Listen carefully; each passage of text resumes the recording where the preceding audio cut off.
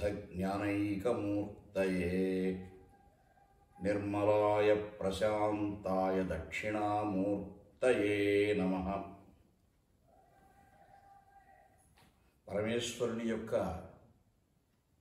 అనేకానేక తత్వాలలో జ్ఞానతత్వాన్ని దక్షిణామూర్తి అని సంప్రదాయజ్ఞులు పేర్కొంటారు. పరమేశ్వరుని యొక్క ఉగ్ర వ్యగ్రతత్వాన్ని కాలభైరవమూర్తి అని పేర్కొంటారు.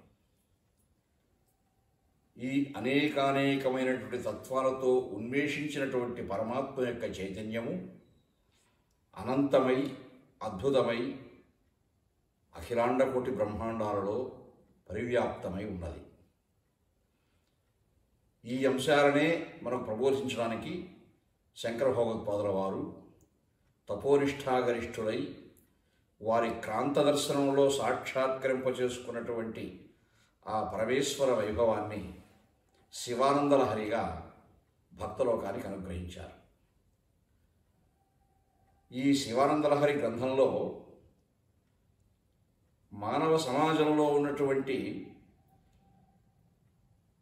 ఈ మానవ సమాజంలో ఎంత మంచి ఉండాలో, సత్యము, ధర్మము, శౌచము, శాంతి, అహింస ఇటువంటి సద్గుణగణాలు ఎలా పరివ్యాప్తం కావాలో, ఆ దిశగా సమాజం ఎలా పురోగమించాలో ఆలోచింపదగినటువంటి అంశాలని ఈ క్రింది శ్లోకాల్లో చెప్తూ ఉన్నారు.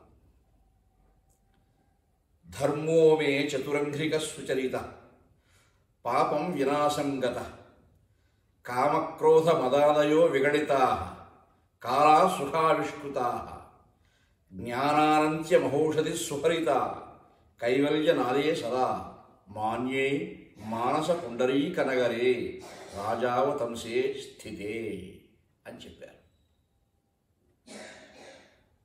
ధీయంత్రేణ వచోఘటేన కవితా కుల్యోపకుల్యాక్రమై రాణీతైశ్చ సదాశివస్య చరితాంభోరాసి దివ్యామృతై హృత్ కేదారయుతాశ్చ భక్తి కరమా సాఫల్యమతన్వతే దుర్భిక్షాత్మమ సేవకస్య భగవన్ విశ్వేశ భీతి కుత అని కూడా సెలవిచ్చారు. పాపోత్పాత విమోచనాయ రుచిరైశ్వర్యాయ మృత్యుంజయ స్తోత్ర ధ్యాన నతి ప్రదక్షిణ సపర్యాలోకనాకర్ణనే జిహ్వా చిత్త శిరోంగ్రి హస్తరైర శ్రోత్రైరహం ప్రార్థితో మామాజ్ఞాపయ తన్నిరూపయ ముహుర్మామేమ మావేవచ అని కూడా అద్భుతంగా సెలవిచ్చారు. ఆ పరమేశ్వరుని యొక్క ఉపాసనా శక్తికి మన అంతరంగం నిలయం కావాలంటే ఎంత పటిష్టమైనటువంటి ఆత్మబలము, ఆత్మస్థైర్యం ఉండాలో చెప్పడానికి గాంభీర్యం పరిఖాపదం ఘనధృతి ప్రాకార ఉద్యద్గుణ గాంభీర్యం పరిఖాపదం ఘనధృతి ప్రాకార ఉద్యద్గుణస్తోశ్చాప్తబలం ఘనేంద్రియ జయోద్వారాణి స్థిత విద్యా వస్తు సమృద్ధిరిత్యఖిల సామగ్రీ సమేతే సదా దుర్గాతి ప్రియదేవ మామకమనో దుర్గే నివాసం కురు. ఎంత బాగా చెప్పారో చూడండి మహానుభావులు. జీవుడు సాధకుడై శరణాగతుడై ఉపాసనా బలాన్ని సమకూర్చుకొని పరమేశ్వరుని యొక్క సాన్నిధ్యాన్ని, తత్సంబంధమైనటువంటి అనుభూతులను, తత్సంబంధమైనటువంటి తాదాత్య స్థితిని అనుభవించడానికి ఈ శ్లోకాలలో ఉన్న ప్రబోధాన్ని మనం అవగాహన చేసుకుని ఆచరిస్తే చాలు. దేశాన్ని పరిపాలించే మహారాజు ఎవరైనా ఆ మహారాజు ధర్మాత్ముడై ఉండాలి, సత్యనిష్ఠుడై ఉండాలి, నిష్పక్షపాతంగా పరిపాలన జరిపించాలి. అలాగా జీవుని హృదయమే ఒక సామ్రాజ్యం అయితే ఆ సామ్రాజ్యానికి అధిపతి ఎవరు? మహారాజు పరమశివుడే. అదే చెప్తున్నాడు శంకర భగవత్పాదుల వారు. స్వామి, మాన్యే మానస పుండరీకనగరే, నా హృదయ పద్మము అనే నగరు, అంతఃపురాన్ని, సామ్రాజ్యాన్ని నువ్వు పరిపాలిస్తూ ఉండగా రాజభూషణుడమైనటువంటి రాజశేఖరుడమైనటువంటి నీవు పరిపాలిస్తూ ఉండగా రాజశేఖరుడు అంటే రాజు అంటే చంద్రుడు, చంద్రుణ్ణి శిరోభూషణంగా ధరించినటువంటి వాడు. రాజునే శిరోభూషణంగా ధరించాడంటే రాజులకు రాజు, మహారాజాధిరాజు ఈ పరమేశ్వరుడు. అఖిలాండకోటి బ్రహ్మాండ నాయక, అఖిలాండకోటి బ్రహ్మాండాలకు కూడా ఆ పరమేశ్వరుడే కదా కర్త. కాబట్టి ఆయన మించిన మహారాజు ఎవరున్నారు? కాబట్టి దేవదేవ, ఓ పరమశివ, నీవు నా హృదయ పద్మంలో నెలకొని ఉండి ఈ ఆత్మ సామ్రాజ్యాన్ని నువ్వు పరిపాలన చేస్తూ ఉంటే ధర్మోమే చతురంగిక సుచరిత, ధర్మం 4 పాదాలు నడుస్తూ ఉందండి. కృతయుగంలో ధర్మం 4 పాదాలు నడిచిందంటారు, త్రేతాయుగంలో 3 పాదాలు, ద్వాపరయుగంలో 2 పాదాలు, కలియుగంలో 1 పాదమే. కానీ ఏ యుగంలో అయినా సరే నీవు నా హృదయ సామ్రాజ్యాన్ని పరిపాలిస్తే యుగాలతో నిమిత్తం లేదు, 4 పాదాల ధర్మం నడుస్తుంది. పాపం వినాశంగత, పాపపంకిలమైనటువంటి కల్మషమంతా కూడా, అజ్ఞానమంతా కూడా నశించిపోతూ ఉంది. కామక్రోధ మదాదయో విగళితా, ఒక మహాపరాక్రమోపేతుడైనటువంటి మహారాజు అవక్ర విక్రమంతో దేశాన్ని పరిపాలన చేస్తున్నాడంటే ఆయన దగ్గర గొప్ప సైన్యం ఉంటుంది. శత్రురాజులు ఎవరు కూడా ఆయన జయించలేరు, దుర్భేద్యమైనటువంటి కోట ఉంటుంది. అటువంటి ఒక శక్తివంతుడైనటువంటి మహారాజు పరిపాలిస్తూ ఉంటేనే శత్రురాజులు ఎవరు పారిపోతూ ఉంటారు కదా. అలాంటిది పరమాత్మ పరమశివుడే హృదయ సామ్రాజ్యంలో ఉండి పరిపాలన చేస్తూ ఉంటే ఈ కామక్రోధాలనే శత్రువులు ఉంటాయా? ఎప్పుడో పలాయనం పఠించవలసిందే. కామక్రోధ మదాదయో విగళితా, అవి ఉండడానికి వీలే లేదు. కాలా సుఖావిష్కృతా, కాలము భగవత్ స్వరూపము.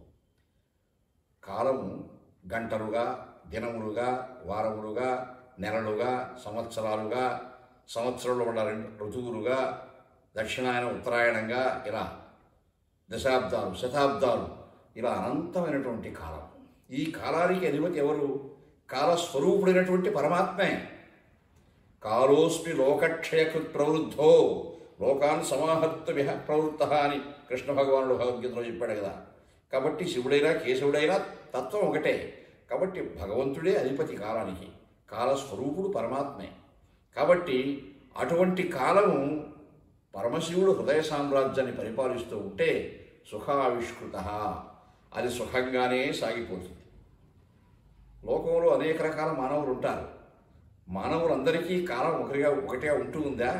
కొంతమంది కష్టాలు వస్తూ ఉన్నాయి, కొంతమంది సుఖాలు వస్తూ ఉన్నాయి, కొంతమంది ఆనందంగా ఉన్నారు, కొంతమంది ఆనందంగా లేరు, దుఃఖాన్ని పొందుతున్నారు. అలా ఉంటే ఇలా ఈ లౌకిక జగత్తులో ఉన్నటువంటి అనేకమైనటువంటి దురవస్థలంతా కూడా పరమాత్మ పరమశివుడు హృదయ సామ్రాజ్యాన్ని పరిపాలిస్తూ ఉంటే ఈ అవస్థలే లేవిక. కాలమంతా సుఖమయమే, ఆనందమయమే.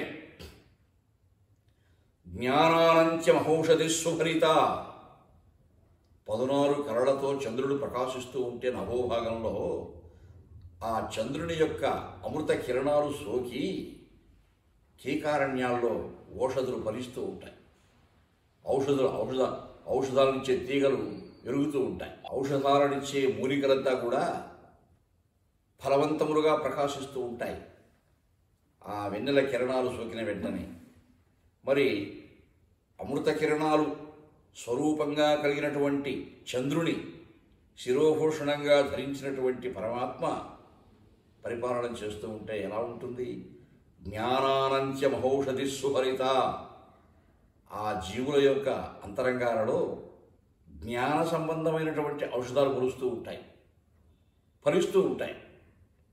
కైవల్యనాథే సదా మాన్యే మానస పుండరీకనగరే రాజావతంసే స్థితే. రాజశేఖరుడు, రాజభూషణుడు అయినటువంటి కైవల్యప్రదుడైనటువంటి పరమశివుడు ఈ యొక్క జీవుని యొక్క హృదయ పద్మ సామ్రాజ్యంలో నెలకొని ఉండి ఆయన పరిపాలన చేస్తూ ఉంటే ఎలా ఉంటుంది? అటువంటి వాని యొక్క అంతరంగము నిరంతరము ఆనందమయమై ఉంటుంది అని చెప్పాడు శంకర భగవత్పాదుల వారు. కాబట్టి ఎప్పుడూ పరమాత్మనే మనం సామ్రాజ్య పరిపాలనకు మనం ఆహ్వానించాలి. ఆ పరమశివుడే మన హృదయంలో ఉండి పరిపాలన సాగించాలి. అలా సాగించినప్పుడు దుష్ట శిక్షణ శిష్ట రక్షణ ఆ పరమాత్మ చేస్తూ ఉంటాడు. మహాభారతంలో ఒక ఐతిహ్యం ఉన్నది. శంతన మహారాజు యోజనగంధిని చూచి మనసు పడ్డాడు. ఆయన శంతన మహారాజు అంటే ఏమిటి? చతుస్సముద్ర పరివేష్ట భూమండల చక్రవర్తి. ఈ భూమిపై ఆయన ఎదిరించే రాజే లేడు, అంత మహాచక్రవర్తి ఆయన. అటువంటి మహారాజు ఒక చేపలు పట్టుకోవడం ప్రవృత్తిగా కలిగినటువంటి వ్యక్తి యొక్క కుమార్తెపై మనసు పడ్డాడంటే ఏముంది? రాజభటులను ఆజ్ఞాపించాడంటే పోయి అమ్మాయిని బంధించి తీసుకొని వస్తారు. అయితే అది కామం అవుతుంది. హరిషడ్వర్గాల్లో ఉండే కామ, క్రోధ, లోభ, మోహ, మదవాత్సర్యాలు ఉండే కామం అవుతుంది. అది అలా కాకుండా వాళ్ళ తల్లిదండ్రులను కూడా ఒప్పించి ధర్మబద్ధంగా వేదోక్తమైనటువంటి మంత్రాలతో వివాహం చేసుకున్నాడంటే ధర్మ, అర్థ, కామ, మోక్షమే అందులో ఉన్నటువంటి కామగుణంగా అవుతుంది. పురుషార్థాల్లో ఉండే కామాన్ని ఆయన కోరుకున్నాడు, కానీ హరిషడ్వర్గంలో ఉండే కామాన్ని శంతనుడు కోరుకోలేదు. అందువల్ల ఆమెను వేదోక్త మంత్రాలతోనే వివాహం చేసుకోవాలని అనుకున్నాడు. అనుగుణంగా భీష్ముడు, కానీ ముందెవరికి చెప్పుకోలేడు కదా ఆయన. శంతన మహారాజు గారి స్థితి ఏమిటంటే ఆమెపై మనసు పడ్డాడే కానీ నేను ఆ అమ్మాయిని ఇష్టపడ్డాను అని ఎవరికి మనసు మర్మ విడి చెప్పుకోలేనటువంటి దురవస్థ సంభవించింది ఆ మహారాజుకి. అప్పుడు మంత్రులంతా కూడా అయ్యో మహారాజు గారు ఏమీ చెప్పడం లేదే, కురువు కూటానికి రాకుండా రాజకార్యాలు స్తంభించిపోతున్నాయి, పరిపాలన జరగాలి కదా అని ఆయన కుమారునికి అప్పచెప్పాడు. అయ్యా నువ్వే తండ్రి. ఆయన భీష్ముడు, గంగానందనుడు. అప్పటికి ఆయన భీష్ముడు అనే పేరు రాలేదు ఆయన ఇంకా. శంతనుడి కుమారుడు. ఆయన కనుక్కోమని చెప్పారు. ఆయనకు బాల్యం నుంచి కూడా ఒక అలవాటు ఉంది భీష్మునికి. ఏమిటంటే మాట్లాడవలసిన మాట మాత్రమే మాట్లాడతాడు ఆయన. అనవసరంగా ఒక అక్షరం కూడా పలకడు ఆయన. తండ్రి గారి దగ్గరికి వెళ్ళి ఆయన్ను ముఖాముఖి ప్రశ్నించాడు. భవదభిరక్షిత స్థితికి బాధయురప్పగనోపునట్టి శాస్త్రవ నివహంబు లేదు, వసుధా ప్రజకల్ల అనంత సంతతోత్సవములు, రాజులల్ల అరిసంబు విధేయులు మీకు చెప్పాడు. ఇంతటి మహారాజునకు ఎవరికీ చెప్పుకోలేనటువంటి అవస్థ ఏదో కలిగింది అంటే 2-3 కారణాలు ఉంటాయి. ఏమిటా కారణాలంటే మహారాజు గారు ధర్మ పరిపాలన చేస్తుంటే దేశం సుభిక్షంగా ఉంటుంది. అలా ఎక్కడైనా కరువు కాటకాలు వస్తుంటే రాజు, నిజమైన రాజు బాధపడతాడు. అలా మీకు బాధపడే అవకాశం లేదు. ఇంకొక కారణం ఏమిటంటే ఈ సువిశాల సామ్రాజ్యంలో ఎక్కడ సామంతాలు తిరగబడుతున్నారా, అప్పుడు కూడా మనసు ఒత్తిడి కలుగుతుంది మహారాజుకి. అది మీకు లేదు.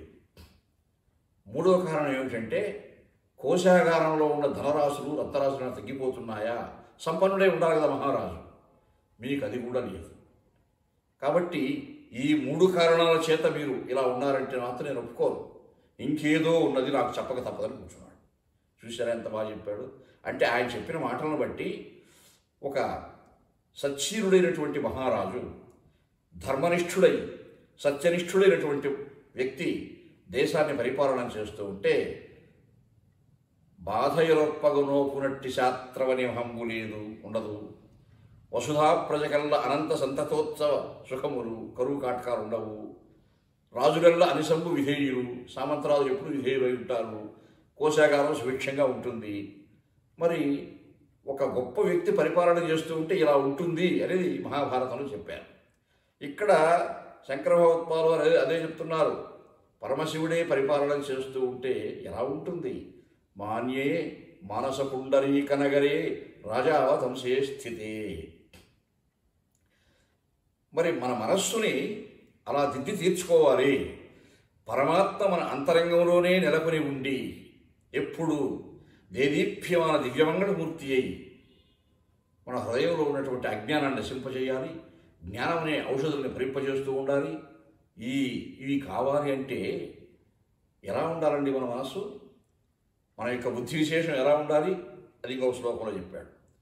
ధీయంత్రేణ వచోఘటేన కవిత కుల్యోపకుల్యాక్రమైరనీతైశ్చ సదా శివస్య చరితాంభోరాసి దివ్యామృతై హృత్ కేదారయుతాశ్చ భక్తి కలవా సాఫల్యమతన్వతే దుర్భిక్షాన్ మమ సేవకస్య భగవన్ విశ్వేశ భీతి కుత. ఎంత బాగా చెప్పాడండి.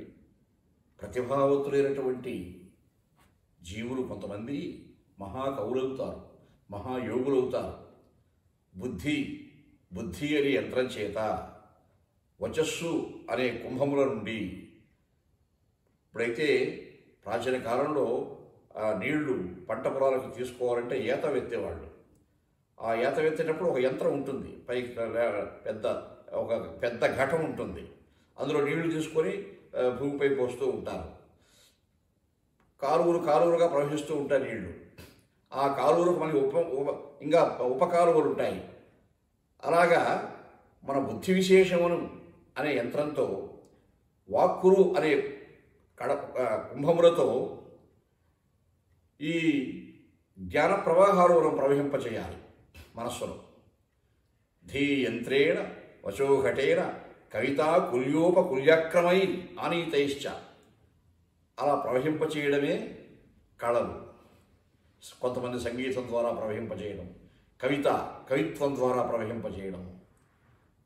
సదాశివస్య చరితాంభోరాసి దివ్యామృతై, అలా హృదయంలో అటువంటి బుద్ధి యంత్రంతో, వచస్సులనే ఘటాలతో మనం ధారలు ప్రవహింపజేస్తూ ఉంటే పరమశివుని యొక్క చరిత్ర అనే ధారలు, పరమశివుని యొక్క కథా విశేషములనే ధారలు ప్రవహిస్తూ ఉంటాయి. సదాశివస్య చరితాంభోరాసి దివ్యామృతై హృత్కేదారయుతాశ్చ భక్తి కలమా సాఫల్యమతన్వతే. హృదయ కేదారం, హృదయం అనే పురం సస్యశ్యామలమవుతుంది, జ్ఞాన సస్యశ్యామలమవుతుంది. హృత్కేదారయుతాశ్చ భక్తి అనే పంట పండుతుంది. మనం భూమిలో వరి పంటలు పండిస్తాం కదా, ఆ వరి పంటలకు మంచి సత్తువ అంతా కూడా వేసి బాగా నీళ్లు పెట్టి ప్రవహింపజేసి చేశామంటే కర్షకుడు, రైతు మంచి ఫలితాన్ని ఇస్తుంది. అలాగే ఈ కవితా కుల్యోపకుల్యాక్రమై ఇటువంటి పరిశ్రమ చేత మనకు భక్తి కలవా సాఫల్యమతన్వతే. భక్తి అనే పంట పండుతుంది. భక్తి పంట పండింది. భక్తి యొక్క ఫలసాయం ఏమిటంటే పరమేశ్వరుని యొక్క సాన్నిధ్యమే, పరమేశ్వరుని కృపా విశేషమే. భక్తి కలమా సాఫల్యమతన్వతే. అలా జరగడం వల్ల దుర్భిక్షాం మమ సేవకస్య భగవన్ విశ్వేశ భీతి కుతః. ఇక భయమే ఉంది. దుర్భిక్షం అంటే కరువు, కాటకాలు. ఈ హృదయ క్షేత్రానికి, హృదయం అనే పొలానికి కరువు కాటకాల ప్రసక్తియే ఇక ఉండదు. పరమేశ్వరుని కరుణారసం పుష్కలంగా, ఆ కరుణారసానికి మనం పాత్రులైనప్పుడు మనకు ఈ దుర్భిక్షం అనేది ఉండదు అని చెప్పడం అన్నమాట. అలా మన మనస్సులో ఒక జ్ఞాన వ్యవసాయం చేయగలగాలి. మనం నిరంతరము అటువంటి జ్ఞాన వ్యవసాయానికి అంకితమే ఉండాలంటే ఎటువంటి మనఃప్రవృత్తి కావాలి? అది మనం ప్రశ్నించుకోవాలి. మనం పాపోత్పాత విమోచనాయ రుచిరైశ్వర్యాయ మృత్యుంజయ స్తోత్ర ధ్యాన నతి ప్రదక్షిణ సపర్యాలోకనాకర్ణనే జిహ్వా చిత్త శిరోంఘ్రి హస్తనయన శ్రోత్రైరహం ప్రార్థితో మాజ్ఞాపయ తన్నిరూపయ ముహుర్మామేవ చ. శంకర భగవత్పాదుల వారు ఎంత మహానుభావులంటే ఆయన అడుగుతున్నాడు పరమశివుణ్ణి, ఓ పరమశివ, అటువంటి బుద్ధి విశేషంతో నా మనస్సులో నేను జ్ఞాన వ్యవసాయాన్ని చేయాలి అంటే నాకు ఎటువంటి బలం కావాలి? నా జ్ఞానేంద్రియములు, నా కర్మేంద్రియములు ఎప్పుడూ నీ సేవలో పునీతం అవుతూ ఉండాలి, నీ యొక్క ధ్యాసతోనే నేను ఉండాలి అని చెప్తున్నాడు ఆయన. జిహ్వ నా నాలుక, చిత్త నా మనస్సు, శిరము నా శిరస్సు, అంఘ్రి నా పాదములు, నయనః నా యొక్క కన్నులు, శ్రోత్రై నా యొక్క చెవులు, ఇవన్నీ కూడా ఏం చేస్తున్నాయంటే ఆయా అంగములతో నీ సేవలే చేయవలసిందిగా నన్ను కోరుతున్నాయి. ఆయన చెప్తున్నాడు శంకర భగవత్పాదుల వారు, ఈ అంగాంగములన్నీ నువ్వు నాకు జ్ఞానేంద్రియాలు ఇచ్చావు, కర్మేంద్రియాలు ఇచ్చావు, ఆయా ఇంద్రియాలకు మంచి బలాన్ని కూడా ఇచ్చావు, సంతోషమే స్వామి. కానీ అవి నన్ను ఏమడుగుతున్నాయి? అయ్యా, ఇవన్నీ నీకు పరమేశ్వరుడు ఇచ్చినటువంటి అంగములు, నీకై స్వతసిద్ధంగా శక్తి లేదు, జీవుడు స్వతసిద్ధంగా స్వతంత్రుడు కాదు, కానీ నీకు పరమేశ్వరుడు ఇవన్నీ ఇచ్చున్నాడు. ఇవన్నీ నువ్వు సద్వినియోగం చేయాలంటే మా చేత ఈ మంచి పనులు చేయించు నాయన, చెడు పనులు చేయించొద్దని అవన్నీ నన్ను అడుగుతున్నాయి స్వామి. అయ్యా, నేనేం చేయాలి? ఇక ఆయా సర్వాంగీణమైనటువంటి చైతన్య శక్తులకంతా కూడా అటువంటి మంచి పని పెట్టాలంటే నాకు ఎలా ఆజ్ఞాపించాలో తెలియదే, నువ్వే నాకు బోధించాలి, నువ్వే నాకు చెప్పాలి. అలా చెప్పినప్పుడు నేను నిజంగా నీ యొక్క ఆజ్ఞను పాటించి ఆయా సర్వాంగీణమైనటువంటి శక్తియుక్తులకంతా కూడా నిరంతరము అచంచలంగా నీ సేవలోనే ఉండమని ఆజ్ఞాపించినప్పుడు, నియమించినప్పుడు నా పాపముల నుండి విముక్తుడవుతున్నాను, నాకు ఐశ్వర్యం కలుగుతూ ఉంది. పాపోత్పాత విమోచనాయ రుచిరైశ్వర్యాయ మృత్యుంజయ. కాబట్టి ఈ అంగములతో ఏం చేయాలి నేను? స్తోత్ర ధ్యాన నతి ప్రదక్షిణ సపర్య ఆలోకన ఆకర్ణనే. స్తోత్రం చేయాలి, నాలుగుతో స్తోత్రం చేస్తూ ఉండాలి. ధ్యానం చేయాలి, మనసుతో ధ్యానం చేస్తూ ఉండాలి. నతి చేతులతో నమస్కారాలు చేస్తూ ఉండాలి. ప్రదక్షిణ కాళ్లతో ప్రదక్షిణం చేస్తూ ఉండాలి ఆలయంలో. స్తోత్ర ధ్యాన నతి ప్రదక్షిణ సపర్య నీ అర్చనాది కైంకర్యాలు చేస్తూ ఉండాలి. ఆలోకన నీ అర్చామూర్తిని చూస్తూ ఉండాలి. ఆకర్ణనే సాధు పురుషులు మహర్షులు పెద్దలంతా కూడా చెప్తూ ఉంటే నీ యొక్క కథా విశేషాలని శ్రద్ధగా ఆలకించే సంస్కారం కూడా నాకు కావాలి. ఇవన్నీ ఉన్నప్పుడు ఈ కార్యక్రమాలని ఒక్కొక్క అంగానికి ఒక కార్యక్రమం పెడతాను నేను. అప్పుడు నా సర్వాంగీణమైనటువంటి చైతన్య శక్తులతో నేను సమగ్రంగా ఉపాసించే అవకాశం కలుగుతుంది, నేను పూజించే అవకాశం కలుగుతుంది. అయితే ఆయా అంగములకు ఆ శక్తులు ఉన్నా కానీ అలా నియమించే శక్తి ఈ జీవునికి లేదే, స్వతంత్రుడు కాడు. కాబట్టి నీవే నాకు అది అనుగ్రహించాలి తండ్రి. నీవు అనుగ్రహించినటువంటి చైతన్యంతో నేను తప్పకుండా నా సర్వాంగీణ శక్తియుక్తులన్నీ కూడా నీ ఉన్ముఖంగానే పయనించేట్టుగా నేను కృషి చేయగలను. ఎంత బాగా చెప్పాడు చూడండి. మనందరి కర్తవ్యం కూడా అదేనండి. అటువంటి కర్తవ్యాన్ని మనం నిర్వహించినప్పుడు ఎలా ఉంటుందంటే మన హృదయమే ఒక దుర్భేద్యమైనటువంటి కోటలాగా ఉంటుంది. ప్రాచీన కాలంలో రాజులు పరిపాలన చేస్తున్నప్పుడు కోట ఎలా ఉంటుంది? చుట్టూ మంచి అగడ్తలు ఉంటాయి. ఆ అగడ్తలలో బాగా నీళ్లు పుష్కలంగా ఉంటాయి. ఆ నీళ్లలో మొసళ్ళు విరుస్తారు. శత్రువులు ఎవరైనా వస్తే ఆ నీళ్ళలో దాటి రావాలి, ఆ మొసళ్ళు మింగేస్తాయి. అలా ఒక దుర్భేద్యమైనటువంటి చక్రవర్తి యొక్క కోట ఎలా ఉంటుందో నా మనస్సు, నా శరీరం అంత పటిష్టంగా ఉండాలి. గాంభీర్యం పరిఖాపదం ఘనధృతి. ధైర్యము అనే అగడ్త చేత నిర్మింపబడి ఉండాలి ఈ కోట. ఆత్మస్థైర్యం, అచంచలమైనటువంటి గుణం. కృష్ణదేవరాయ వారికి కొన్ని బిరుదులు ఉన్నాయి. ప్రబల రాజాధిరాజ వీర ప్రతాప రాజ పరమేశ్వరత్వ దుర్గా నటేశ సాహితీ సమరాంగణ సార్వభౌమ అని. అవన్నీ ఎలా వచ్చాయి? ఆయన యుద్ధరంగంలో దిగాడంటే ఆయన పరాక్రమం నిరూపించుకున్నాడు కాబట్టి. తన జీవితంలో ఎన్ని యుద్ధాలు చేశాడో అన్ని యుద్ధాలలో కూడా ఆయనదే పైచేయి అనిపించుకున్నాడు కాబట్టి అన్నీ ఆయన కోట అలాంటిది. అందుకనే ఆయన పరిపాలించేంతకాలం విజయనగర సామ్రాజ్యాన్ని ఎవరూ తేరిపార చూడలేదు. అటువంటి వాడు. మన యొక్క ఉపాసనా శక్తి కూడా అలా ఉండాలంటాడు శంకర భగవత్పాదుల వారు. గాంభీర్యం పరిఖాపదం ఘనధృతి ప్రాకార ఉద్యద్గుణస్తమశ్చాప్తబలం. గొప్ప గట్టి ప్రాకారం ఉండాలి. దుర్భేద్యమైన కోటకుండే ప్రాకారం ఏమిటంటే మానవుని యొక్క గుణగణాలు, సద్గుణగణాలు, శాంతి, శమము, దమము, అహింస, శౌచాది గుణాలను ఆచరించాలి మనం. ఇవన్నీ ఈ గుణాలే ఆ దుర్భేద్యమైనటువంటి కోటకు ఘనధృతి ప్రాకార ఉద్యద్గుణ స్తోమశ్చాప్తబలం ఘనేంద్రియ చేయో ద్వారాణి దేహస్థిత. దుర్భేద్యమైనటువంటి కోటకు ద్వారాలు ఉంటాయి అన్ని దిక్కుల్లోనూ. మన యొక్క ఇంద్రియ శక్తులే ద్వారములు. ఆయా ద్వారాల దగ్గర గట్టి కాపలా ఉంటుంది, పటిష్టమైన బందోబస్తు ఉంటుంది. శత్రువు అయిన వాడు ఎవడుగానే అందులో ప్రవేశించడానికి వీలుండదు. అలాగే ఈ హృదయము, ఆత్మ అనే దుర్భేద్యమైన కోటకు ఈ ఇంద్రియ ద్వారాలు ఎలా ఉంటారంటే కామ, క్రోధ, లోభ, మోహ, మదమాత్సర్యాలనే దుర్గుణాలని ప్రవేశింపజేయడానికి వీలు లేకుండా ఉండాలి బందోబస్తు. ఆ బందోబస్తే ఉపాసనాశక్తి, అదే అనుష్ఠాన బలం. ఘనేంద్రియ చేయో ద్వారాణి దేహస్థిత విద్యా వస్తు సమృద్ధి చకిల సామగ్రి సమేతే సదా. శత్రుదుర్భేద్యమైనటువంటి కోటలో చక్రవర్తి పెద్ద కోశాగారం ఉంటుంది, దానికి ధనాగారం, రత్నాగారం. అది ఎంత పుష్కలంగా ఉంటే మహారాజు అంత సంపన్నుడు. ప్రతి సంవత్సరం సామంతరాజులు ఇచ్చే కానుకలతో నిండిపోతూ ఉంటుంది. అది ప్రజలు కట్టే పన్నులతో నిండిపోతూ ఉంటుంది. అది అనర్ఘమైనటువంటి అనంతమైనటువంటి ధన కనక రాశులన్నీ కూడా మురుగుతూ ఉంటాయి ఆ కోశాగారంలో. ఈ హృదయ దుర్భేద్యమనే కోటలో ఉండే కోశాగారం ఏమిటంటే జ్ఞాన కోశాగారమే.